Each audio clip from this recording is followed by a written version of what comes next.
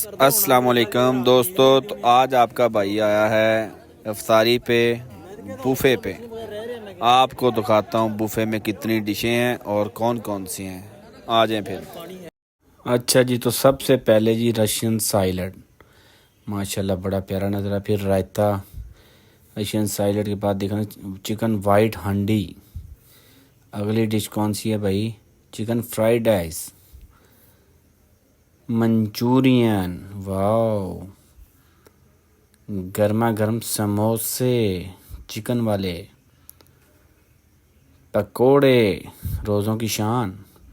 ये भी चिकन कढ़ाई है जी, वो वाइट सी, ये चिकन कढ़ाई, ये भी चिकन वाइट हांडी, सलाद।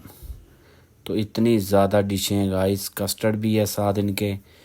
तो आज आप भी आएँ बूफे यहाँ पे लाजमी ट्राई करें।